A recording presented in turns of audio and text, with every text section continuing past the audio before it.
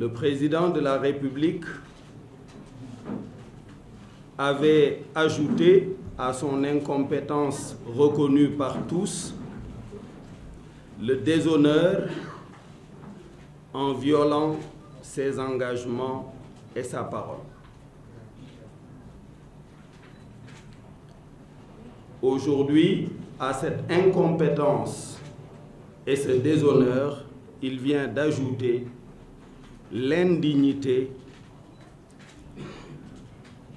de remettre en cause la souveraineté nationale en transformant le Sénégal en une république bananière, vassale de forces étrangères.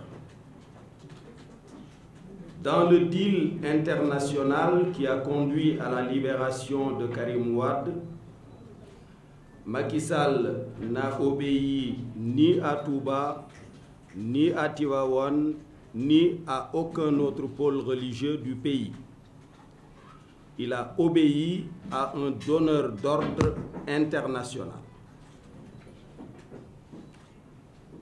Et Karim Wade n'a pas été libéré, il a été livré à ce donneur d'ordre international.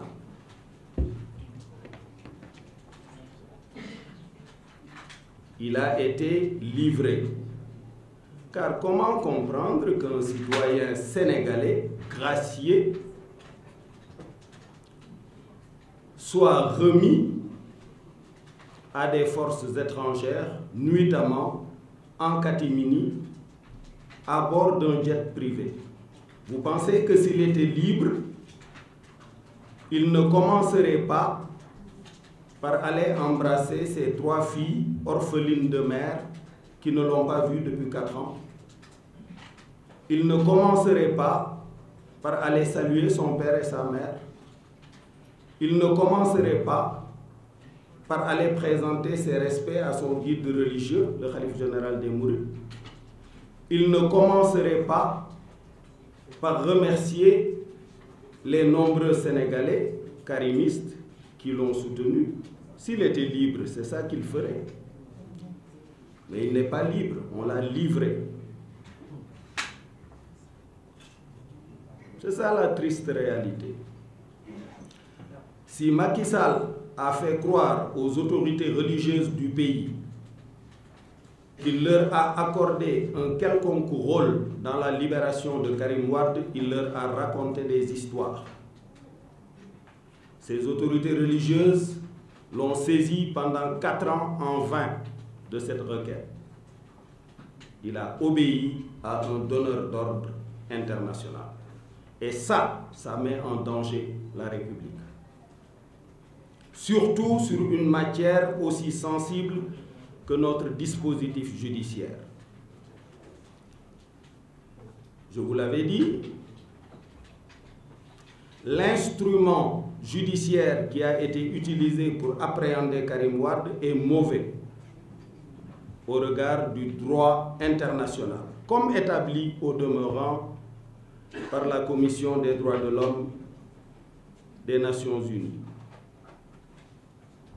Mais pourquoi avoir choisi un mauvais instrument pour établir une culpabilité qui relève de la flagrance? Parce que je n'ai aucun doute sur la culpabilité de M. Karim Wade. Aucun.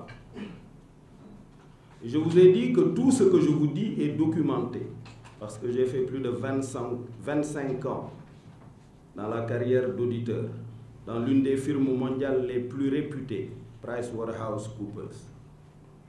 Donc je ne dis jamais rien qui ne soit documenté. Voilà la situation. Vous avez un chef d'État incompétent qui déshonore sa parole et ses engagements, qui obéit à des forces étrangères dans la gestion des affaires du pays, et vous voulez que je me taise? Non, moi je dirai la vérité en toutes circonstances, parce que justement je suis un homme libre. Vous savez, lorsque Serigne Touba venait d'enterrer Mame Mor Anta Sali. Les dignitaires sont allés le trouver pour lui dire d'aller présenter ses condoléances à Lat Dior, ce qui lui ferait plaisir. Et en conséquence, le roi lui aurait donné la même fonction qu'à son père, celle de cadi, et aurait accompagné ça de bienfaits terrestres. Vous savez quelle fut sa réponse? Jamais je ne soumettrai aucune requête à un roi terrestre. Le seul qui soit digne de recevoir mes requêtes, c'est le Seigneur du Rhin qui précède le Ra et le Shin, c'est-à-dire le Seigneur du Arche. Voilà, il faut savoir qui est son Seigneur et ne pas aller faire des courbettes à Macky Sall ou essayer de lui faire plaisir. Il faut être responsable face aux intérêts supérieurs de la nation. Je vous ai dit qu'il est incompétent, qu'il a déshonoré sa parole et qu'il a transformé notre pays en une république bananière vassale de forces étrangères. Je vous avais invité à tourner sa page, bien sûr, dans le respect du calendrier républicain. Je voudrais à présent ouvrir une nouvelle page, une page de proposition, d'une alternative crédible en direction d'une prise en charge convenable des préoccupations des populations du Sénégal. Je viens de Kaffrine. J'y ai rencontré Mamadou de Nibi. Il m'a dit: on m'a donné quelques kilos de semences non décortiquées, de très mauvaise qualité. Je n'ai pas d'équipement, je n'ai pas d'engrais. Il m'a dit, et ça m'a ému aux larmes, que son arrière-grand-père était pauvre, que son grand-père était pauvre, que son père était pauvre, que lui-même était pauvre, que son fils était pauvre et qu'il était certain que son petit-fils allait l'être. Sa sœur, Binta, brillante élève, vient me dire: je n'ai pas fait plus de 3 mois de cours cette année. Je voulais aller dans une grande école en France. Il démarre l'année en septembre. Je ne sais pas si je passerai le bac ou pas. Voilà l'état dans lequel Macky Sall a mis le Sénégal. Bien sûr, il s'occupe bien des élites maraboutiques, des élites politiques, des élites médiatiques, des élites syndicales, pour qu'ils se taisent. Mais le peuple souffre, c'est ça la vérité. Le peuple souffre. Et ça, je le sais parce que je l'ai vécu. Je n'avais pas conscience, moi, de la pauvreté de mon père parce qu'il accédait à toutes mes requêtes. Je voulais aller dans une école privée, il m'y envoyait. Je voulais un vélo, il me l'achetait. Je ne savais donc pas qu'il n'avait pas de revenus. Mais je connais des familles sénégalaises qui souffrent. Le moment est venu de s'en occuper et de s'en occuper sérieusement. Pas seulement de faire de l'État un instrument d'embrigadement, un instrument de domination, un instrument de vassalisation des élites politiques. Le Sénégal est un peuple pluriel. Pluriel dans ses ethnies, pluriel dans ses confessions, pluriel dans ses confréries. C'est un pays complexe. Mais au moyen de sa vaste culture, il a réussi à mettre de l'harmonie. Abdou Diouf était un administrateur qui n'a pas fait grand-chose. Abdoulaye Wade avait beaucoup de génie, mais énormément de défauts, notamment son entêtement à ce projet insensé de dévolution monarchique du pouvoir, notamment son entêtement à vouloir un troisième mandat anticonstitutionnel, après avoir expliqué lui-même qu'il avait verrouillé la Constitution, toute chose bien évidemment que j'ai combattue. Macky Sall a tous les défauts de Wade, aucun de ses talents. Il a tous ses défauts, il n'a aucun talent. Le moment est donc venu de tourner sa page. Nous sommes un peuple pluriel qu'il faut entreprendre de maintenir en harmonie, de construire des solidarités fortes. Nous avons une foi, nous devons la consolider et surtout l'injecter dans notre jeunesse pour qu'elle ait le sentiment qu'elle peut s'en sortir. D'autres pays l'ont fait, le Rwanda l'a fait, le Maroc l'a fait, la Côte d'Ivoire est en train de le faire. Le Sénégal a des ressources humaines d'exception à tous les échelons. Mais malheureusement, il a comme président de la République quelqu'un qui a tous les défauts de Wade, aucun de ses talents. C'est ça, la réalité. Maintenant, il nous faut fixer un certain nombre de buts simples, faciles à acquérir, faciles à réaliser. Le premier but que je voudrais proposer, c'est que nous soyons propres et disciplinés. C'est à notre portée que le Sénégal soit propre et discipliné. Qu'on commence par ça. Je l'ai commencé avec mes propres équipes. J'ai nettoyé la corniche de Dakar à côté de la mosquée de Divinité. Et les populations sont venues et se sont émues de cette action. Vous savez pourquoi je fais ça? Parce que mes enfants souvent me demandaient est-ce que papa McDonald ne pourrait pas venir au Sénégal? Et j'avais demandé à mes avocats et experts de se rapprocher de la firme pour qu'on ait des boutiques McDo ou Burger King à Dakar. Mais l'une des questions qui était soulevée, c'était l'hygiène. Dakar n'est pas assez propre. Et s'il y a un incident dans une boutique McDo de Dakar, c'est toute la chaîne mondiale qui est affectée. Donc, ils ne prendront pas le risque.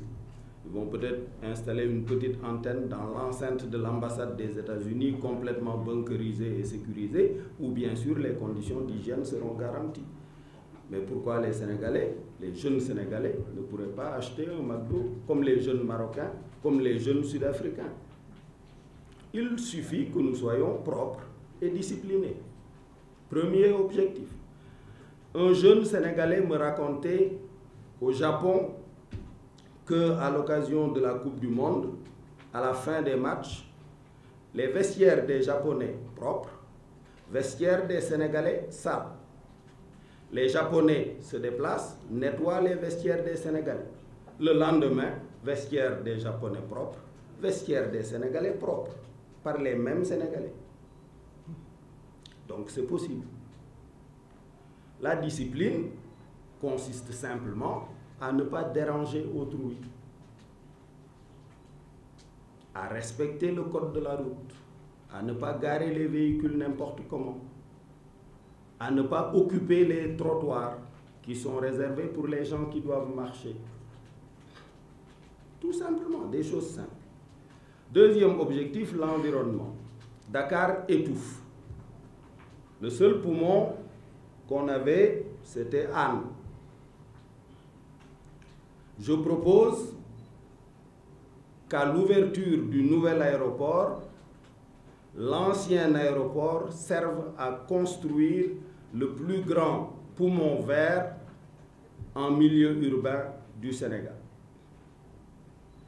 Et j'ai demandé aux jeunes du parti de faire une pétition, parce que dans tous les pays du monde, les maisons les plus chères, en dehors des maisons qui sont en bordure de l'eau, ce sont les maisons qui sont à côté d'un parc. Vous allez à Paris, vous allez au jardin du Luxembourg, les maisons qui sont autour valent très cher. Donc si on met un parc à l'emplacement de l'ancien aéroport, toutes les maisons de Ouakam et de Dakar environnant vont exploser en termes de prix. Donc j'espère que les Ouakamois vont signer cette pétition. Avant que les dealers internationaux ne nous prennent cette terre encore pour d'autres destinations, si ce n'est pas déjà fait au demeurant. En tout cas, c'est une proposition que je mets sur la table. Faire un grand poumon vert. Puisque l'arbre est un ami. Il nous prend notre gaz carbonique, il nous donne de l'oxygène, il nous donne de l'ombre, il attire la pluie. Donc, il faut qu'on ait des poumons verts dans nos villes. Vous avez été en retard. Pourquoi? Parce qu'il y avait des embouteillages. Aucune grande capitale ne peut fonctionner sans des transports publics de qualité. Sans un métro, sans un tramway, où on peut être sûr qu'on peut garer sa voiture à l'entrée de la ville, prendre le tram, prendre un train ou un métro, aller au centre-ville, régler ses problèmes, revenir, prendre sa voiture et repartir. Ça, ce sont de vraies priorités.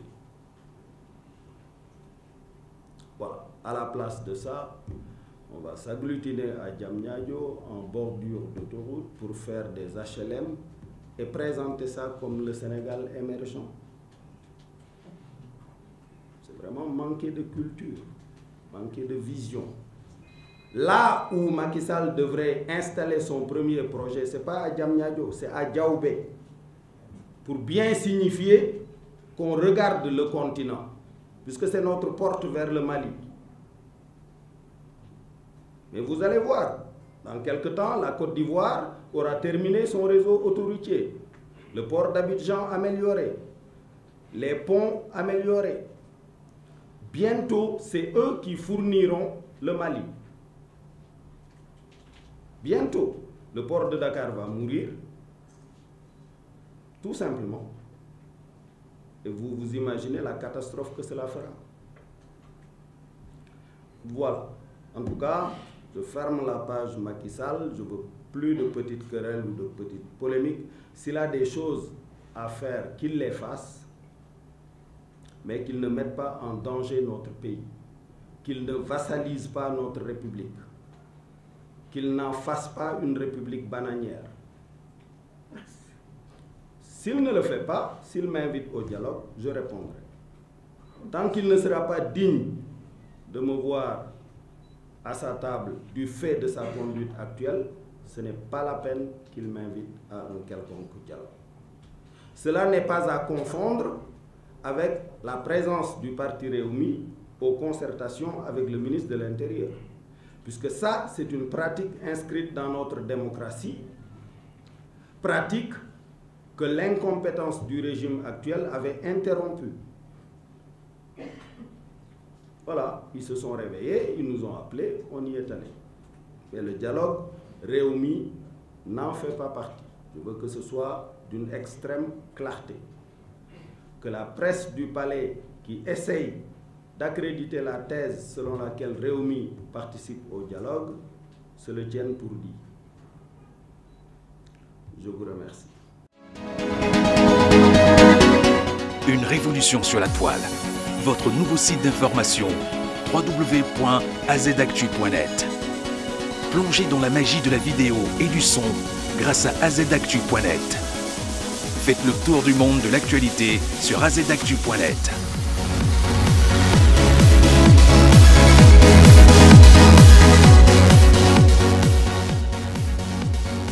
Visitez en temps réel la planète des hommes et des femmes qui font bouger le monde. azactu.net, une équipe de professionnels nourrissant la noble ambition d'œuvrer à la restauration de notre conscience citoyenne.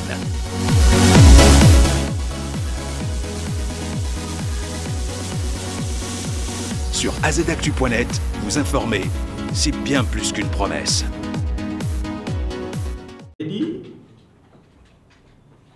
L'instrument judiciaire qui a été utilisé pour appréhender Karim Wade est mauvais. au regard du droit international, comme établi au demeurant par la Commission des droits de l'homme des Nations Unies. Mais pourquoi avoir choisi un mauvais instrument pour établir une culpabilité qui relève de la flagrance? Parce que je n'ai aucun doute sur la culpabilité de M. Karim Wade. Aucun. Je vous ai dit que tout ce que je vous dis est documenté, parce que j'ai fait plus de 25 ans dans la carrière d'auditeur, dans l'une des firmes mondiales les plus réputées, PricewaterhouseCoopers. Donc je ne dis jamais rien qui ne soit documenté. Voilà la situation. Vous avez un chef d'État incompétent qui déshonore sa parole et ses engagements, qui obéit à des forces étrangères dans la gestion des affaires du pays, et vous voulez que je me taise? Non, moi je dirai la vérité en toutes circonstances, parce que justement je suis un homme libre. Vous savez, lorsque Serigne Touba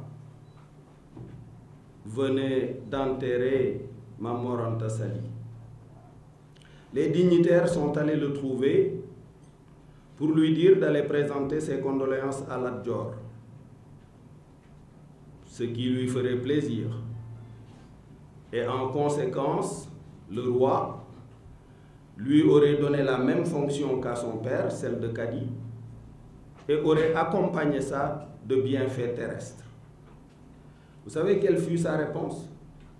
Jamais je ne soumettrai aucune requête à un roi terrestre. Le seul qui soit digne de recevoir mes requêtes, c'est le Seigneur du Raïn qui précède le Ra et le Shin, c'est-à-dire le Seigneur du Arche. Voilà, il faut savoir qui est son Seigneur et ne pas aller faire des courbettes à Macky Sall ou essayer de lui faire plaisir. Il faut être responsable face aux intérêts supérieurs de la nation. Je vous ai dit qu'il est incompétent, qu'il a déshonoré sa parole et qu'il a transformé notre pays en une république bananière vassale de forces étrangères. Je vous avais invité à tourner sa page, bien sûr, dans le respect du calendrier républicain. Je voudrais à présent ouvrir une nouvelle page. Le président de la République avait ajouté à son incompétence reconnue par tous le déshonneur en violant ses engagements et sa parole. Aujourd'hui, à cette incompétence et ce déshonneur, il vient d'ajouter l'indignité de remettre en cause la souveraineté nationale en transformant le Sénégal en une république bananière, vassale de forces étrangères. Dans le deal international qui a conduit à la libération de Karim Wade, Macky Sall n'a obéi ni à Touba, ni à Tivaouane, ni à aucun autre pôle religieux du pays. Il a obéi à un donneur d'ordre international. Et Karim Wade n'a pas été libéré, il a été livré à ce donneur d'ordre international.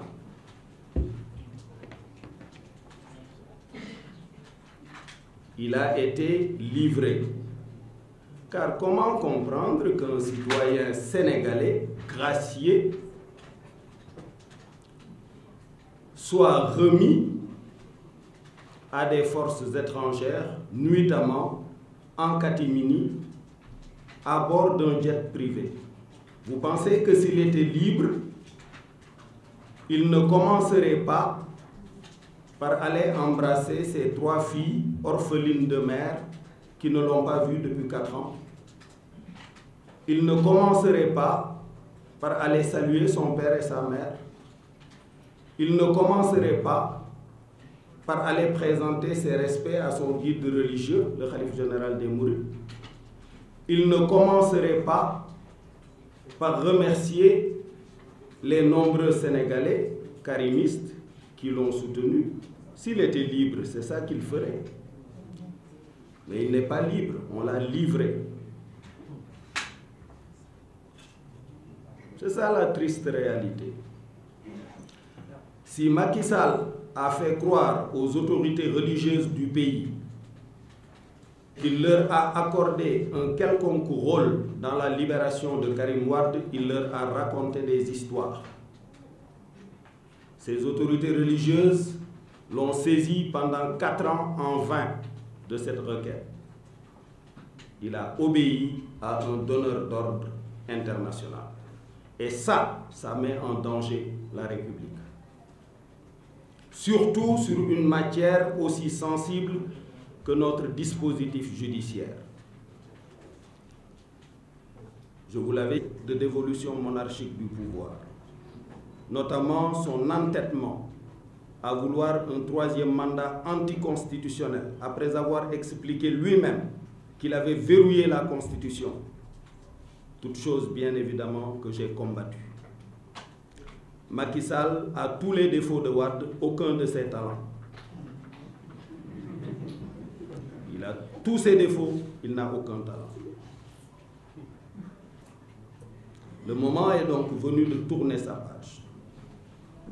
Nous sommes un peuple pluriel qu'il faut entreprendre de maintenir en harmonie, de construire des solidarités fortes. Nous avons une foi, nous devons la consolider et surtout l'injecter dans notre jeunesse pour qu'elle ait le sentiment qu'elle peut s'en sortir. D'autres pays l'ont fait, le Rwanda l'a fait, le Maroc l'a fait, la Côte d'Ivoire est en train de le faire. Le Sénégal a des ressources humaines d'exception à tous les échelons.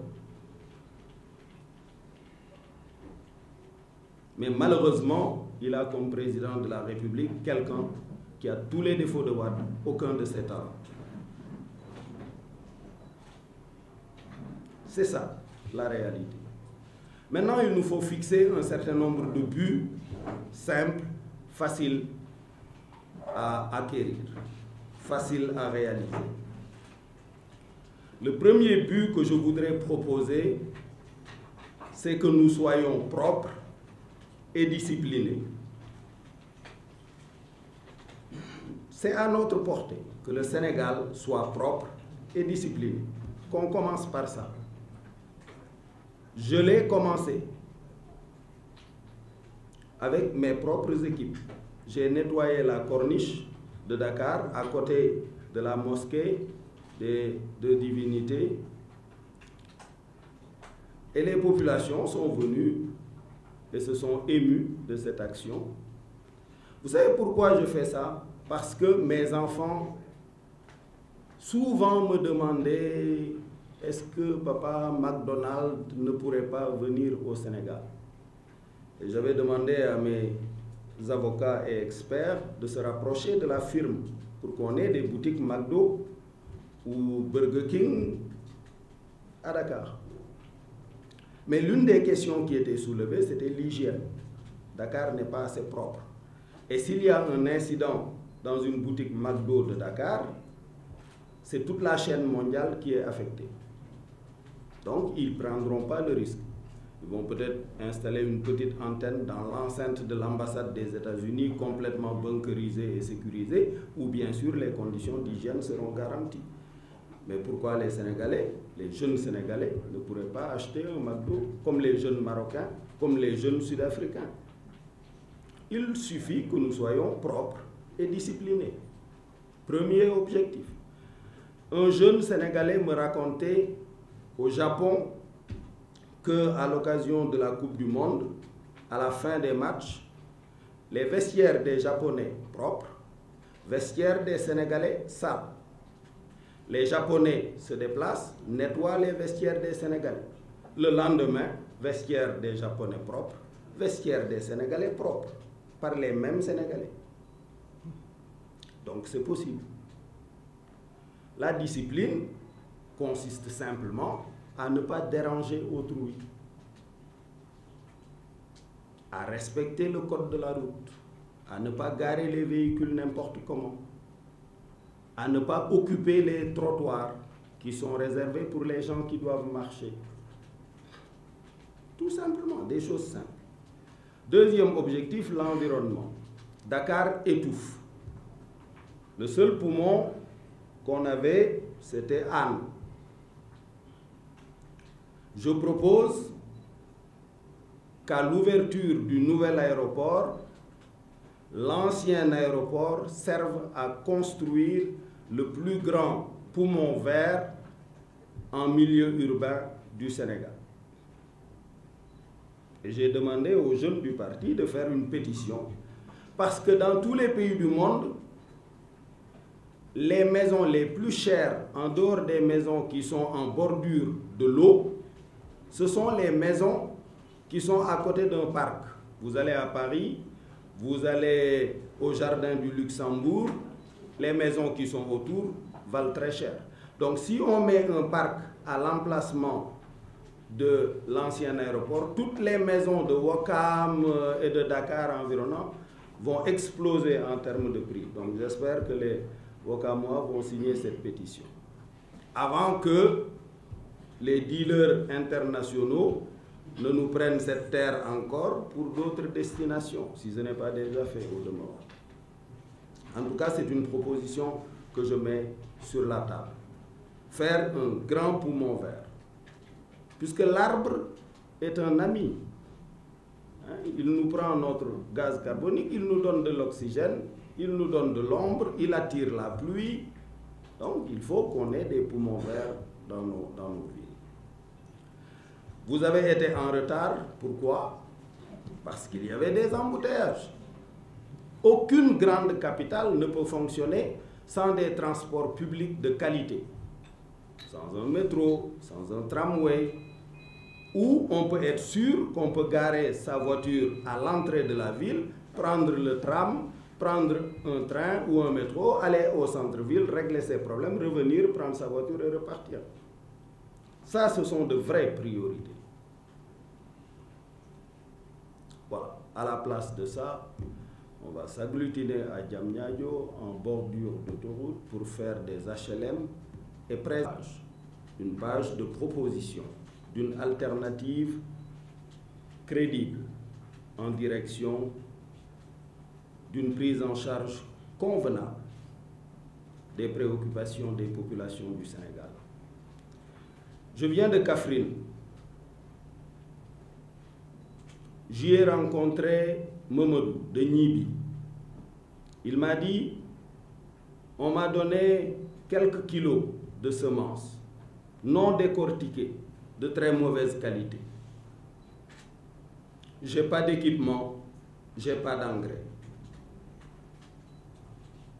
Il m'a dit, et ça m'a ému aux larmes, que son arrière-grand-père était pauvre, que son grand-père était pauvre, que son père était pauvre, que lui-même était pauvre, que son fils était pauvre et qu'il était certain que son petit-fils allait l'être. Sa sœur, Binta, brillante élève, vient me dire « Je n'ai pas fait plus de 3 mois de cours cette année. Je voulais aller dans une grande école en France. Il démarre l'année en septembre. Je ne sais pas si je passerai le bac ou pas. » Voilà l'état dans lequel Macky Sall a mis le Sénégal. Bien sûr, il s'occupe bien des élites maraboutiques, des élites politiques, des élites médiatiques, des élites syndicales, pour qu'ils se taisent. Mais le peuple souffre, c'est ça la vérité. Le peuple souffre. Et ça, je le sais parce que je l'ai vécu. Je n'avais pas conscience, moi, de la pauvreté de mon père parce qu'il accédait à toutes mes requêtes. Je voulais aller dans une école privée, il m'y envoyait. Je voulais un vélo, il me l'achetait. Je ne savais donc pas qu'il n'avait pas de revenus. Mais je connais des familles sénégalaises qui souffrent. Le moment est venu de s'en occuper et de s'en occuper sérieusement. Pas seulement de faire de l'État un instrument d'embrigadement, un instrument de domination, un instrument de vassalisation des élites politiques. Le Sénégal est un peuple pluriel. Pluriel dans ses ethnies, pluriel dans ses confessions, pluriel dans ses confréries. C'est un pays complexe. Mais au moyen de sa vaste culture, il a réussi à mettre de l'harmonie. Abdou Diouf était un administrateur qui n'a pas fait grand-chose. Abdoulaye Wade avait beaucoup de génie, mais énormément de défauts, notamment son entêtement à ce projet insensé